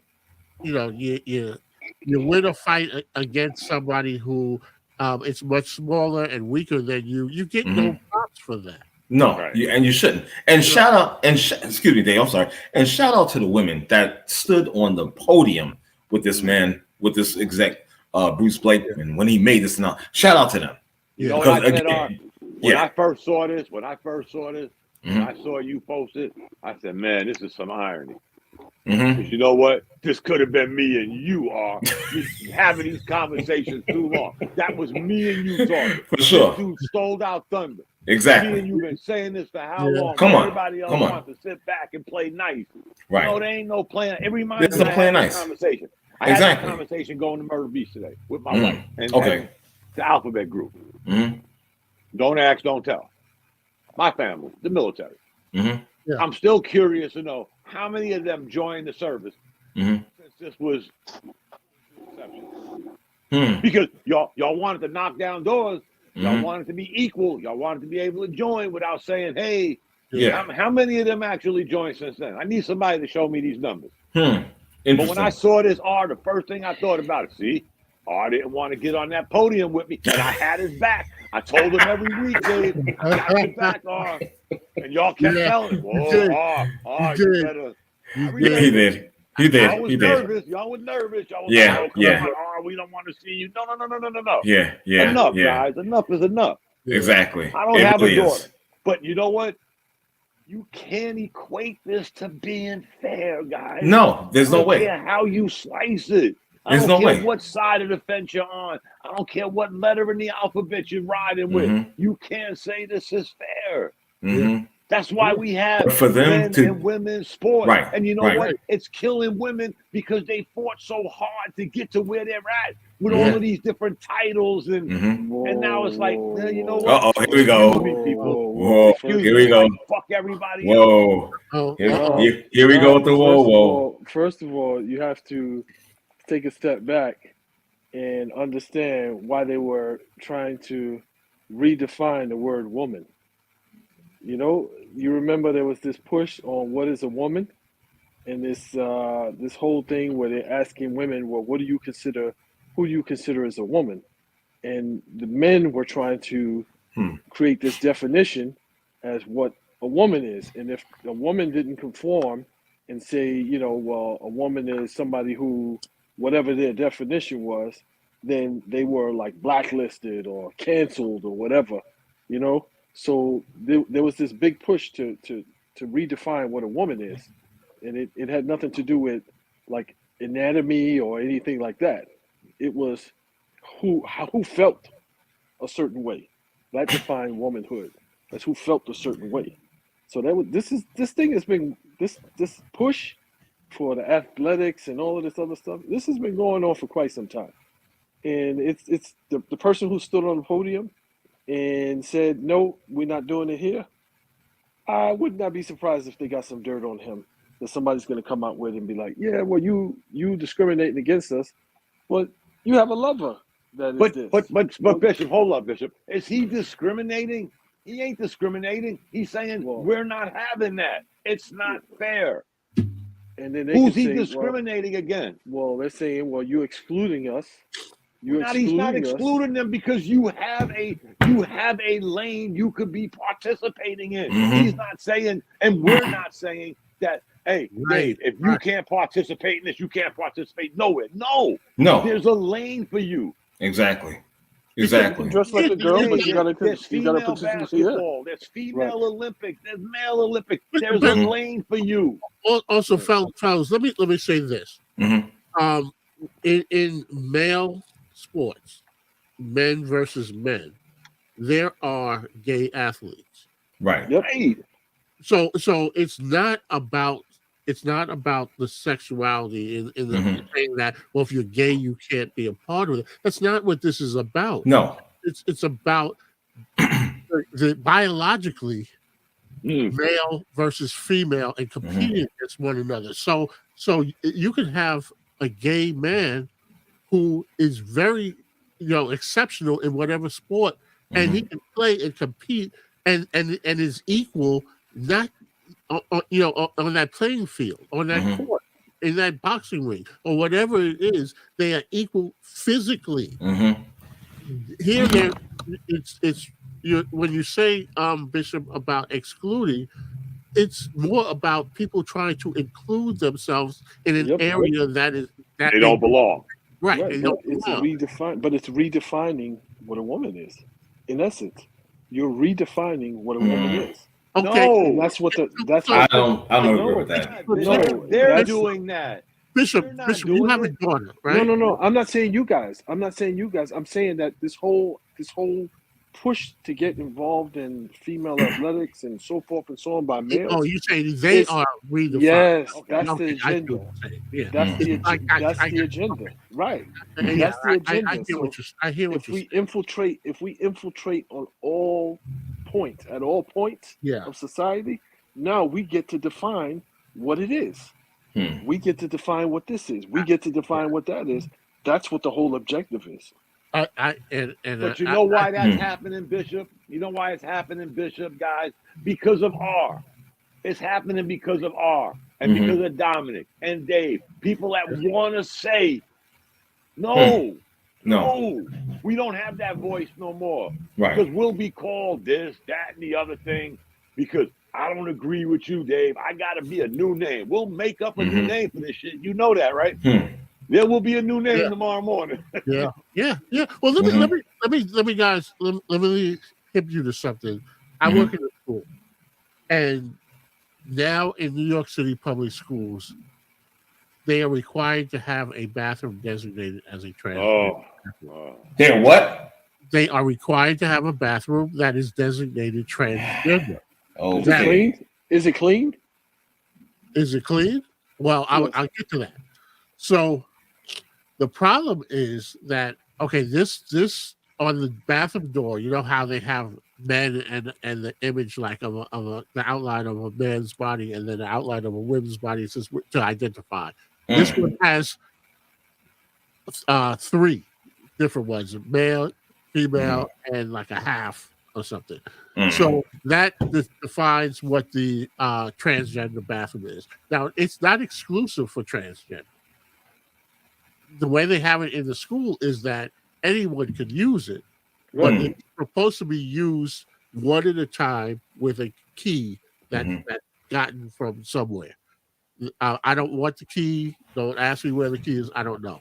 But they moved it and put it right there. They replaced a male bathroom on the first floor and made this bathroom now the transgender.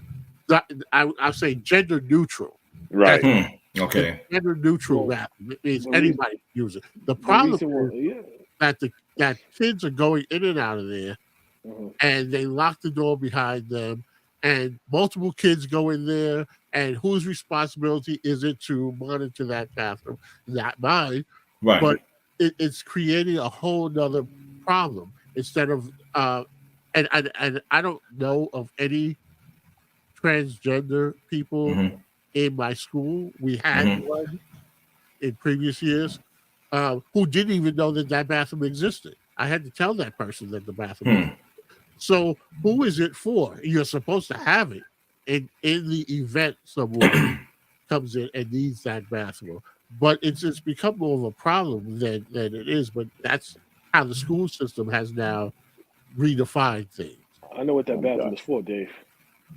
You know what? That bathroom is for teachers who want to have sex with students. Oh man. Okay.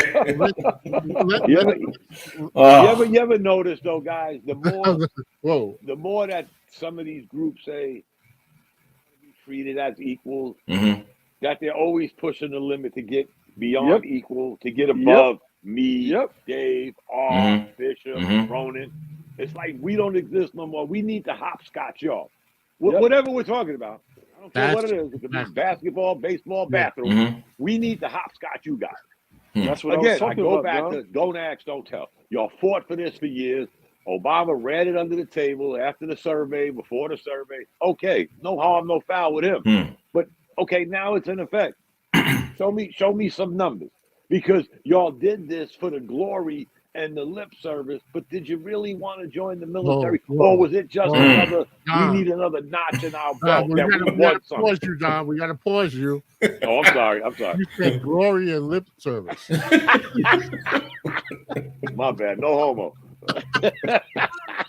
Man. That's I got your back. You know what I mean? Everything you fight for, like saying, Dave, again, I hate to throw you under the bus, brother. I kept telling you week after week, I got your back, man. It's time somebody stand up. Right. But when you do stand up, you got a bunch of them jumping on your back. It's almost like, you can't say nothing like you're not equal. You're not worthy. I need the hopscotch you. I can remember years ago on In the Paint when they was talking about that openly gay football player, Michael Sam. Remember that guy? Yeah. And he really wasn't even officially an NFL player on that level like that. No. Okay. And I had said some stuff, not even about his sexuality, by the way. I said that he wasn't that good of a player to get cut not once, but twice. Okay. Didn't make it to the NFL. No, he didn't. He may have made the practice squad, but he wasn't on the official roster like that. No. You understand? I said that. And the people were in an uproar. I remember that. I remember that. I remember this guy. I told you guys. I showed you all the clip. Because I was messing with y'all. And I always tell y'all I go back and I rewatch. And I got to apologize. Not no pause. But the sound y'all heard, I heard somebody say it sounded like somebody was breathing. Had to be Bishop. Bishop came up with something perverted. Right. It was I had my fireplace on. You couldn't see the fireplace because it's under the television, and it was. When I reheard it, I'm like, yeah, it does sound like. Yeah, I'm not buying that. But boy, Bishop jumped. I got a fireplace too. No, I'm not buying that, bro. I'm not buying that. It's electric, man. Yeah, so is mine. I'm not buying it. Bishop went right in the gutter. I'm like, Jesus. Listening to it, guys. I'm like, wow. It wasn't nobody that I was. Remember, I'm filming the show, so we all was on the show. So we exactly. Yeah, because I'm trying to figure it out. And there go Bishop, mine in the gutter. At a certain point, if you listen to it, you can hear slightly somebody saying, "Yo, dirty, you a dirty bird," something like that. Wow. Yeah, moving right along. Yeah, the fireplace. Exactly. With that special ambiance mode. Let me just go to this chat real quick and bring up a couple of comments our brother Ronan said. He said it's self-serving, selfish behavior from specific members of the LGBTQ community with this issue about participating in sporting events.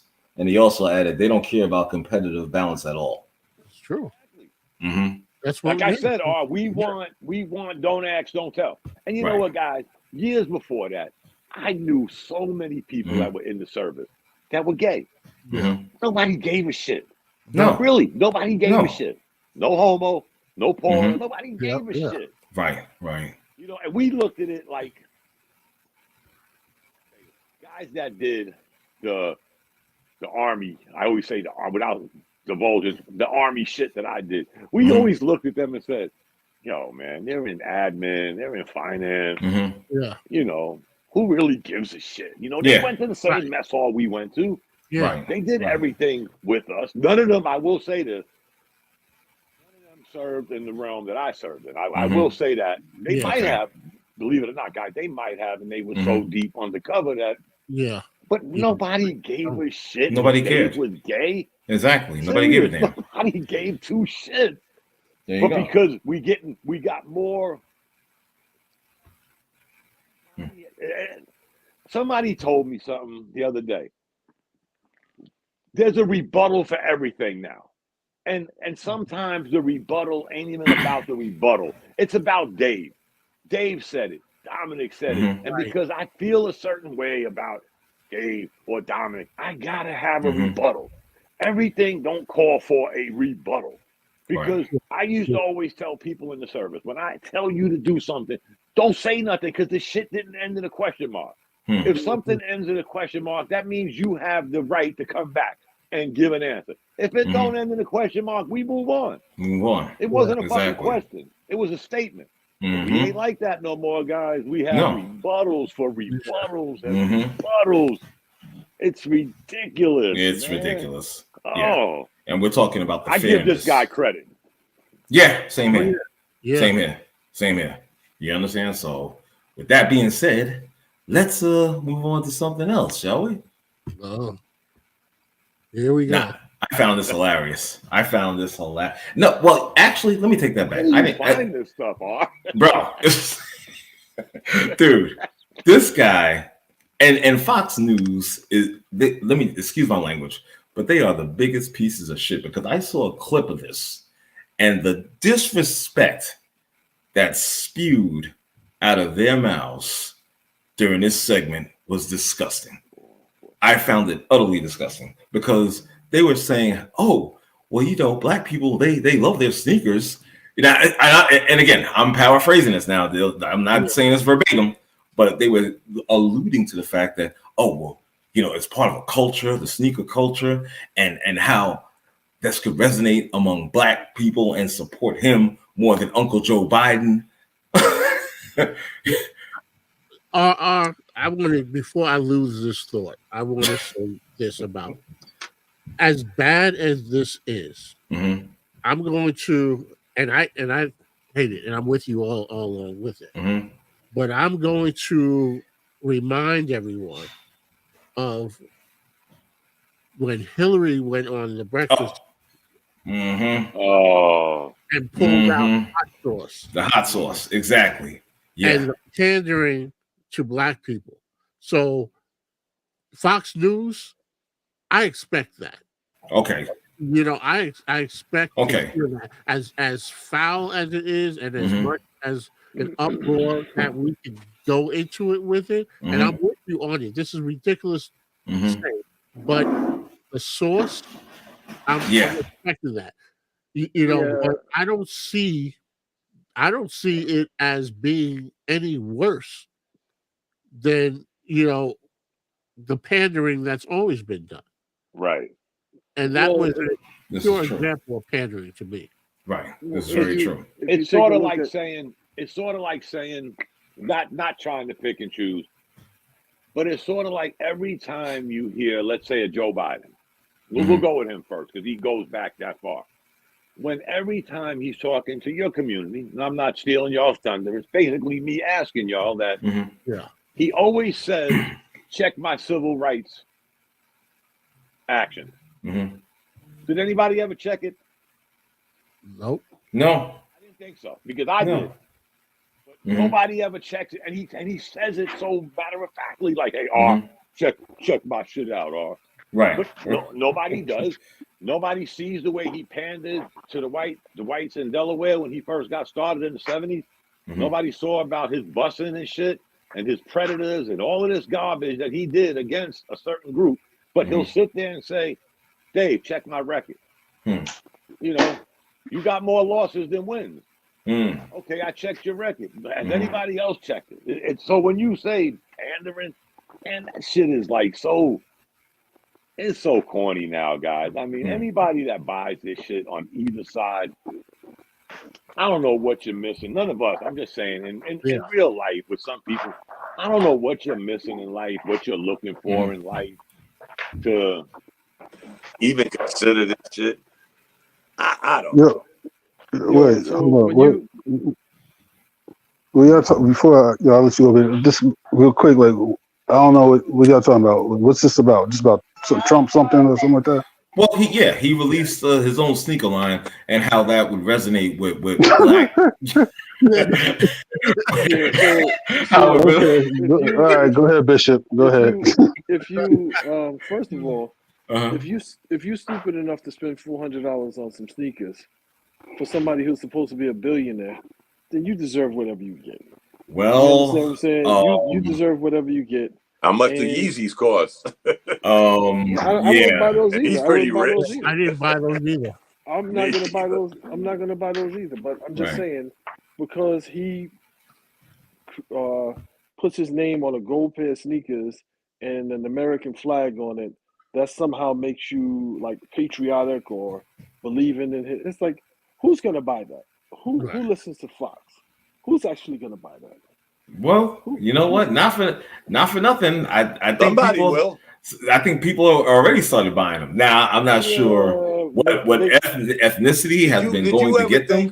Did you ever think that you would spend $300 on a pair of Jordans? No, I haven't done it. But me neither. But that's we two ever different think things. that Jordans would be $325? That's two different things, Dom. That's two different. No, things, I'm saying price. And who's gonna buy them? People will buy them. Them Yeezys were going for how much? Word. And people were buying them. Mm-hmm. So there are people. They're at the bargain rack.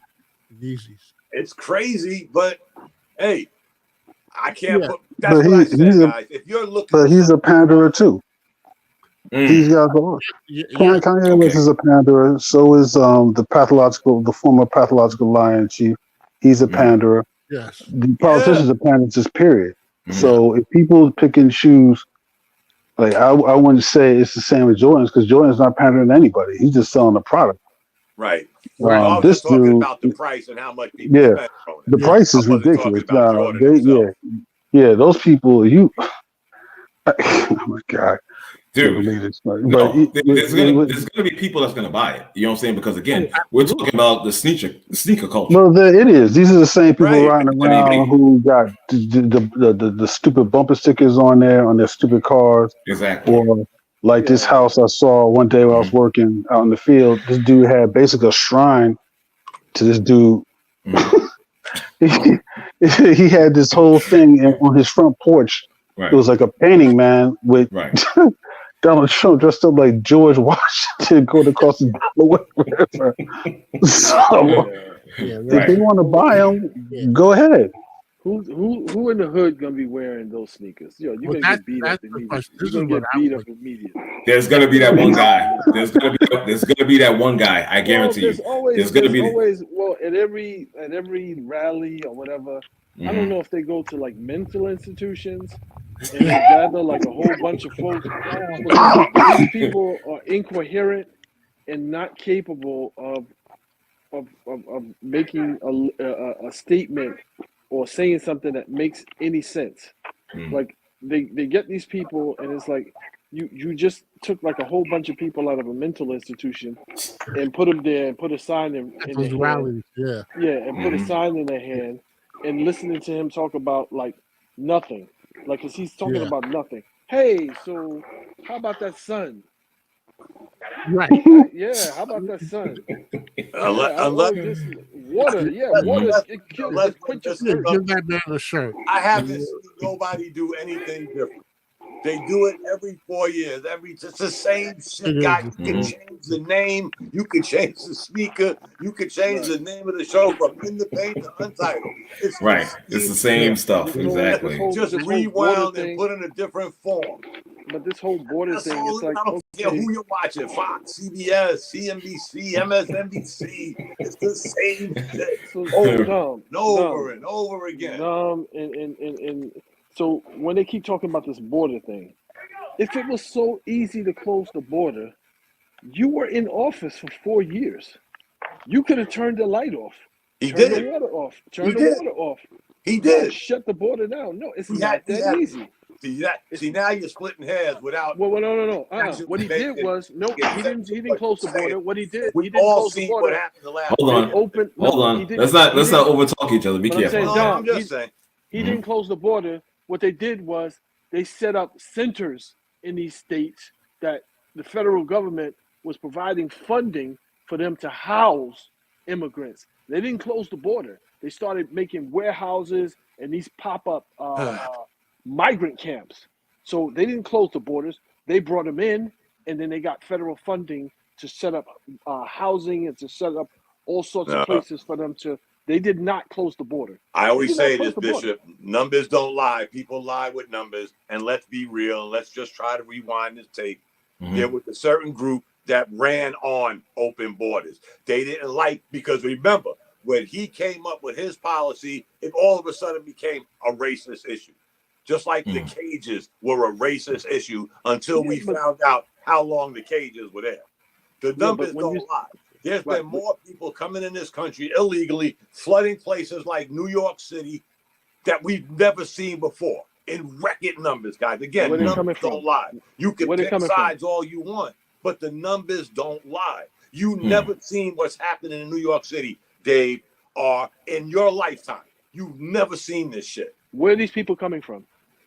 They're coming from open borders. We don't want to stop nobody no more. Where they're coming from is states. They're coming from states. Let's go back to catch and release. They're coming from states that are busing, flying, and shipping these people. But they're getting into the country, Bishop. Don't you think that's by design? Don't you think that's by design? We went back to a policy that even the president admitted didn't work. The catch and release program. Even Obama admitted that shit was a mistake. But we went right back to it. So again, I gotta ask, what are these states doing that are bringing these immigrants in and busing them to other states? What is that? Is that not a political stunt? Is that not a political stunt? I'm leaving it there because I don't want to get in no political argument. No. I'm just saying, it's all politics. It was cool to say, I want to be a sanctuary city until it became a sanctuary city. Remember that? Everybody wanted to be that until you were that. And now all of a sudden it's like, but then again, I'm going to stop. I see your boy Adam is all of a sudden backtracking now. Down on all of this. Curious, yeah. 6 months ago. Yeah, Mayor Curious George, exactly. Now you want to give out debit cards and okay, my bad. Yeah, but now, Curious George. But now he's guys. I don't care what side it is. I give up. He's being. By the way, that guy is being hailed now for I think 10% cutback in the budget. 10% of that is for the cutbacks for the migrants and whatnot, the funding for them. Yeah, but still wants to give out cards with how much money on it. Right. Where's this money coming from, guys? Well, I want to know. This time next year, you're going to see the migrants wearing the Trump sneakers. Probably correct. Wouldn't doubt it. It's funny. They probably made them too. So it's funny though how we say things, and then we go back a couple of months, well, not even a couple of months, with Adams. It was a couple of shows ago. It was the one I came late on when y'all clowns were arguing about the Yankees and the Mets. And it was that show. Right. Exactly. That y'all was sitting there saying, what the fuck is going on in New York? All I could think of is, damn, man, y'all had enough homeless people. If y'all remember the show correctly, I came in late. Yes, you did. Dog, they were getting me. Exactly. Turned the Mets on me. All I remember saying is, damn, man, I remember y'all had like second most highest homeless people in America at like crazy something thousand people. What happened to all of them? What did R say? Do y'all remember what R said? And do y'all remember what R said? They're probably dead. And nobody knows. I was like, damn, that's messed up. R. Hey, listen, it is what it is. Nobody knows. They could be. I'm like, oh shit. Right. That wasn't nice. Come on. Because nobody R's talking about homeless people being dead, but he don't want to go against the algorithm. I'm just, oh boy. Wow. This is true. You remember that show, right? Of course, sir. Crazy. Yeah, y'all picked on Bishop with the Mets, and he called R a fake Yankee fan. I remember that shit like it was yesterday. I don't even know how he came to that. I don't even know how he came to that assumption. I'm like, what? Bishop, you remember that show, right? He remembers that. Yeah. He was the one launching the attack against me. It was Reggie and I. No, Yankees it was Reggie and I. It was Reggie and I. Both. Yeah. From migrants in New York to this shit. I'm trying to catch up. Remember? This Bishop just kept going. I'm like, oh man, it's in the Yankees and the Cowboys with it. Right. Yo, all over the map. That I don't know how many times. But I got Dom to admit, because just the other day we was talking about it, huh? Were you not? You were pretty much agreeing with me. About what? I'm sorry. Cowboys and the Yankees? Yes. Yeah. Not to that degree, because we have at least. Dom, stop. I remember the show, guys. You know what I did agree with? Okay. Y'all kept talking about the Mets and the Yankees, and then I started thinking about that show, and a couple of weeks ago, I was like, Dave and R and Bishop skipped over the 49ers.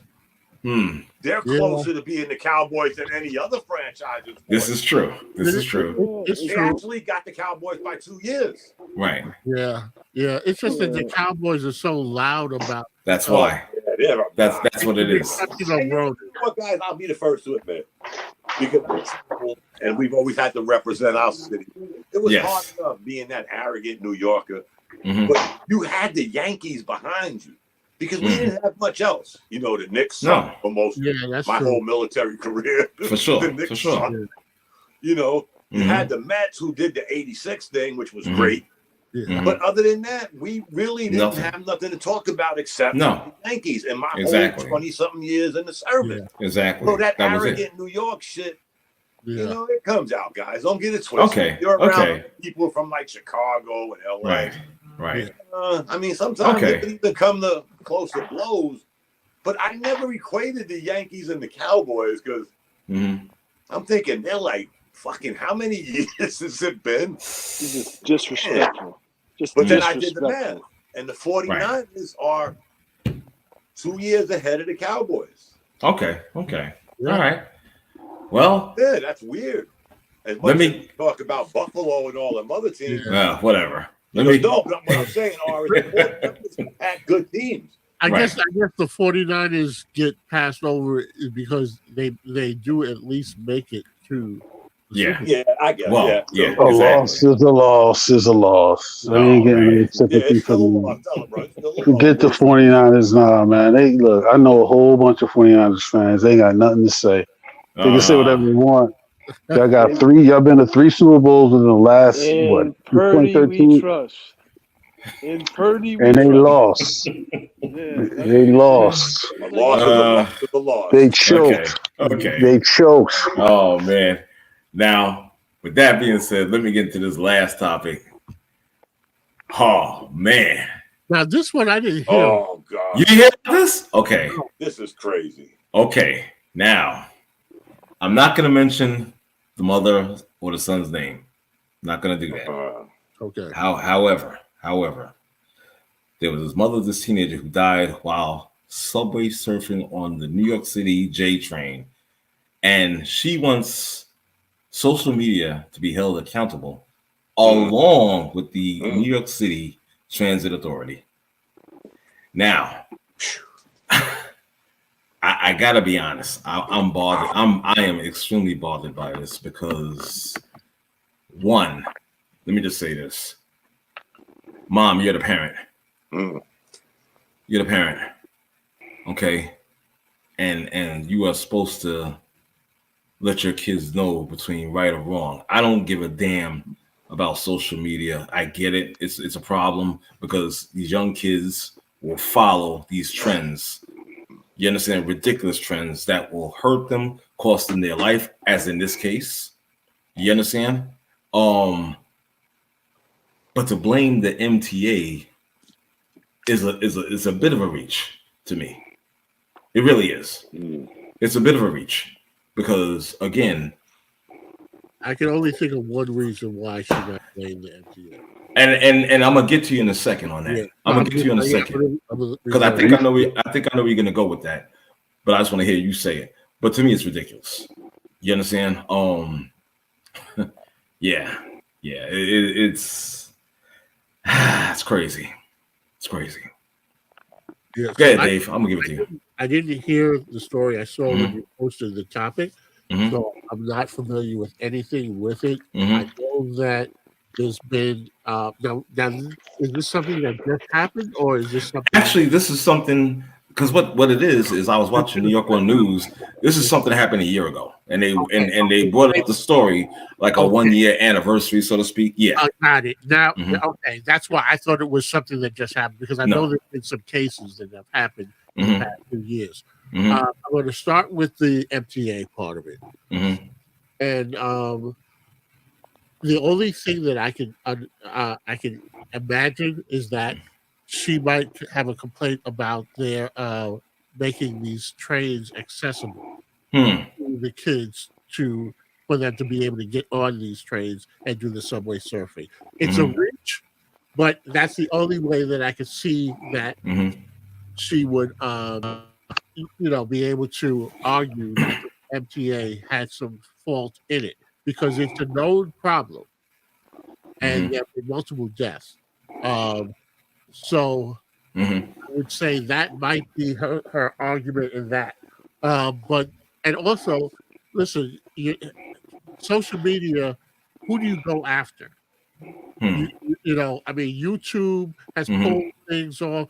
Kids post these videos of them doing all this stuff, and that's how these trends get popular and so forth.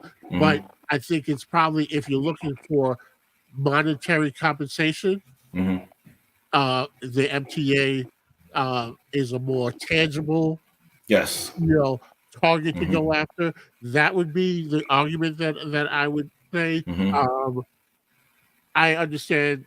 I look at it like this: the parent is obviously dealing with tremendous grief that I wouldn't wish upon any parent. Exactly. I get that. And so her thing is, she wants someone to be held accountable for that. It's unfortunate, but I work with teenagers daily. They do some stupid stuff. Right. And they do. What they think is fun, they look at us as the adults as being the party poopers. We tell them, don't do this, don't do that, be careful with that. And all they hear is blah, blah, blah. You don't want us to have any fun. Right. And a lot of these kids, it's interesting because, Dom, you were in the military, and you know that death can happen at any instant in a combat situation. These kids have experienced a lot of death of their peers, more so than we did when we were younger. Of course. Every time you turn around, they come to school and say, "Oh, you heard about that one that got shot? That was my friend." That they experienced that, but yet they don't seem to see it as being something that could happen to them. So they don't have a natural, I don't want to say fear, but just concern about doing reckless things. And that's part of being a teenager, I guess. But there's these kids, I don't know, they're prone to doing things that drive adults crazy with me. You know what? Let me interject on that. You had brought up the point about the MTA not taking those measures where the kids can access climbing up to the top of that train car, whatever. But my God, come on. This has been a problem for years. Right. Even when we were younger. Yes. You understand what I'm saying?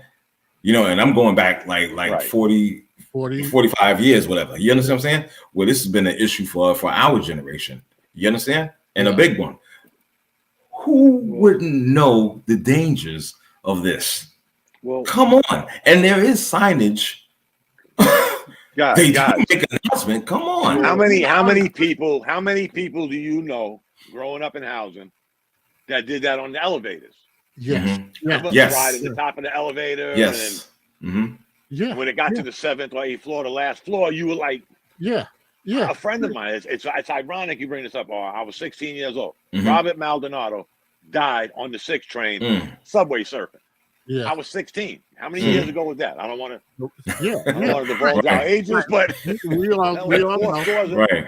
Four scores many years ago. A classmate of ours did it on the 6 train in the Bronx. And But again, guys, these excuses and these wanting to get out of jail free cards because of stupidity. It reminds me, I don't know if y'all heard about this recent one. The migrant that killed the cop.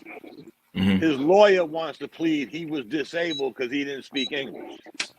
Come on. Come on, man. He and his lawyer need to go to jail. Wait. He's disabled because he could. You've got to be kidding me. Come on, man. Imagine that. But I just wanted to say that. Okay. We live in a world where they had to put warning labels on coffee mugs saying that this contents may be hot. Maybe hot. Yeah. We had coffee. And this is a grown adult. Right. So you know, these kids are definitely reckless, and you know, I'm not making, you know, excuses or anything like that, but I'm just saying that, you know, so many of us have this invincibility complex. Right. That you know, well, that's not going to happen to me. I know better. You know, I'll be able to do what I need to do when that time comes. And too often we find out that, you know, you're not invincible. Exactly. You know, and so that's what I say. Guys, trust me. Y'all know I have, I always say I did a career of walking on the ledge as an adult. As an adult, I signed up for this. I mean, the other stuff we volunteered to go be parts of these. But, you know, again, I walked on that edge, but understanding why I'm on that ledge. These fucking kids nowadays, come on, guys. Come on. Exactly. I would hope that they would join the service and do some of the shit I did and be productive at being stupid. Right. At the end of the day, guys, when I look back at some of my 20 years, I was like, you know, you really had to be kind of stupid to do the shit I did. You got your fireplace running again? No, I'm outside. Oh, he's outside. Somebody sleeping? That might be Bishop. No, it's not me. It's not me. It's not me. Nope, that's not me. had a joke for him on that one. Exactly. He said he cleared that up right away. I thought somebody fell asleep. Yeah. Not me. No, kids don't care, Dave. I'm sorry. I don't mean to sound like that, but no. One of the things that you can rest assured, one of the things that you can be 100% rest assured, he ain't never gonna do that again.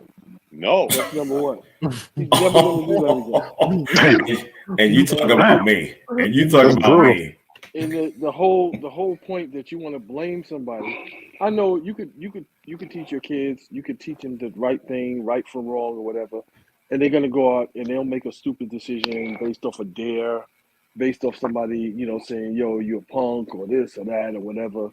But again, you have to safeguard your own life. And if you are like reckless with it and things happen, who's to blame for that? Who's to blame for that? That's like when you hear about somebody who's really good at athletics, or they have an opportunity to do great things, but then they go out and they get involved in drugs, or they kill somebody and they get a life sentence, or like unfulfilled promise, or unfulfilled. It's sort of like that. So you make a decision that unfortunately cost you your life, and now somebody who's left behind to deal with the trauma of it wants somebody to blame. You don't want to blame the person who actually took the reckless act, so you're going to blame or try to hold the organization, the train company, the toll booth clerk, the whoever it is, YouTube or whoever. It's still ultimately your responsibility to safeguard your life. So do you think, Bishop, I'm sorry. Yeah. Bishop, do you think that possibly, you know, there are people that are trying to profit off of her grief? And maybe, of course. There's an attorney out here who probably said, "Hey, you could sue because your case is it's people are gonna have sympathy or whatever, and they don't want they'll settle with you. So whatever you get out of it, you know what I'm saying? So let's just push this agenda, and we'll get you paid. I think I can see that. Yeah, at the end of the day, was this kid like, okay, if this kid was out there subway surfing, how involved was the parent in his life anyway? How involved was this parent in their life? They need to go back and ask those kinds of questions, because sometimes Bishop, I'm gonna have to disagree on that one. I don't think that's fair, and the reason why is because, like I said, I work in a high school. Correct. And I know many involved parents who have set up all kinds of things for their children, and the children make decisions that are counterproductive and go against the training. And so there are cases where, and I can tell you of parents who are not very involved. I can tell you of parents who are very involved, but but just not good influences on their children as well. The bottom line is I've worked with high school kids for over 30 years, and the lack of, you would be amazed about how immature and how many poor decisions they make, and we're talking about kids who have been raised by professionals, parents who take them on trips and provide everything for them. These kids, it's peer pressure in some cases. They say, "Oh, you scared?" And kids, it's about image. You could throw out, in a lot of things, you could throw out the parents, the training, the background. In a spur of the moment, a kid is prone to make a foolish choice from time to time. And I've always said that I am so grateful that I never made a mistake that I couldn't walk away from. And the reason why I made that point is because sometimes you'll have the parent who's not the custodial parent, who will just like push something so that they can profit off of it. That is true. Yeah. So I wasn't saying like person's parenting skills, because kids are always going to make stupid decisions. Right. But sometimes you'll have somebody who's not even involved in the kid's life.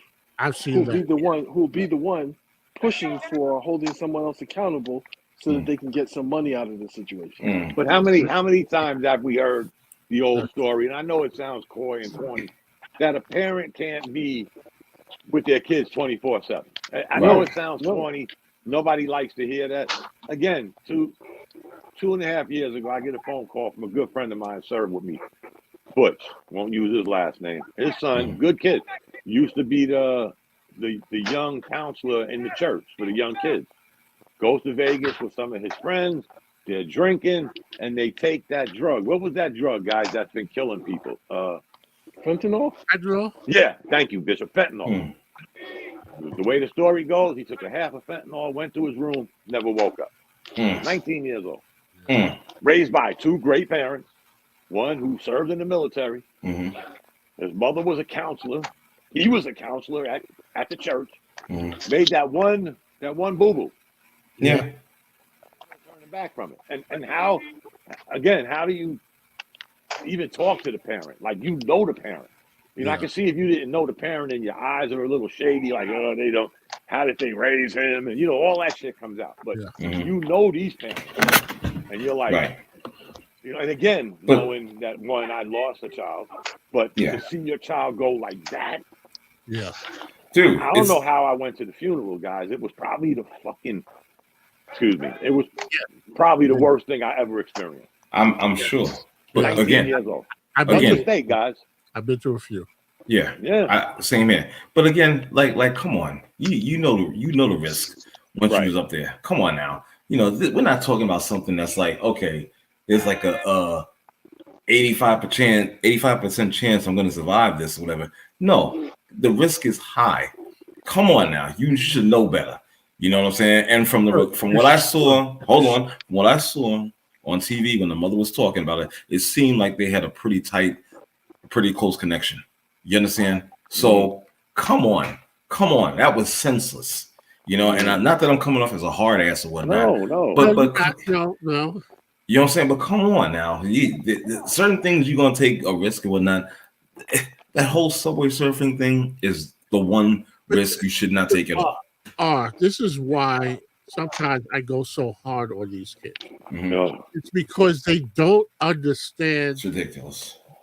What the casualties of this, you die, you're gone. Yeah, that's it. Pieces that are broken. Yeah, and they don't understand that choice. It ends their life in that instant, but it also takes out your loved ones in some capacity. Of course. And they have to go on now. Of course. And what do you think? Most parents who are in their right mind sit back and try to do what we're doing now, analyze every little bit of that. Maybe if I did this, maybe if I did that, maybe if I didn't buy him those sneakers and bought him a book. You try to reach for anything. Exactly. To try to make it make sense. Y'all are making this really hard on me, because everything Dave is saying, again, I love you guys, man, because without some of y'all, it would have been even harder for me to get through. Yeah. I never said that to y'all until a year or two later, and I thanked y'all. Yeah. Because without y'all, I would have been cuckoo for Cocoa Puffs. For sure. But like Dave says, you constantly thinking my son was grown. But I'm constantly thinking, what didn't I do? What didn't he do? What didn't they do? You know, that shit runs and repeats in your fucking head, like wash, rinse, repeat, wash. For 2.5 years, guys. I still do it. But there's times I hang out with you guys doing this. We text. For sure. And it never goes away. Don't get it twisted. But to Dave's point, that these kids doing this dumb shit don't realize what's left behind. And that's the fucked up. Because you could think you're an Iron Warrior, but this ain't a cartoon. Right. When you die, you're dead. We don't rewind the cartoon and you hear, you know, this ain't no video games where you lose your life and you come back. We had this funny thing, and y'all seen the meme. Some of us, the guys in the back of the helicopter, you know, with the special forces gear on. Oh, you play Call of Duty. You know, and we used to say that shit in real life, guys. Like, you motherfuckers are playing Call of Duty. And we're swinging off a fucking helicopter. But Call of Duty is like, no, motherfucker, you could rewind Call of Duty. Exactly. We couldn't rewind the back of that helicopter. That shit was real life. And people don't equate that shit. But in this case, guys, these fucking kids, man. I don't. I don't know what to say no more. That's just...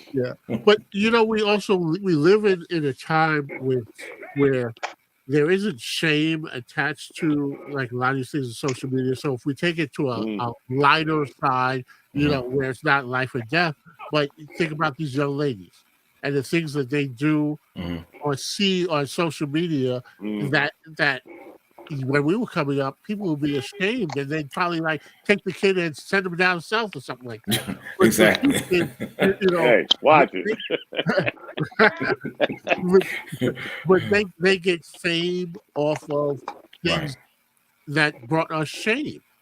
You know, and so it's the risk reward factor, and in a lot of these cases, you know, these kids just see that. Well, I can blow up. I can get this. I can get that off of it. And you know, not saying that they're going up there saying, "Well, it's worth risking my life off of it." But I don't think that they think that they are vulnerable. They always think that they've got control. It's like a drug addict, you know, an alcoholic. You think that you got control over it, and social media is no different.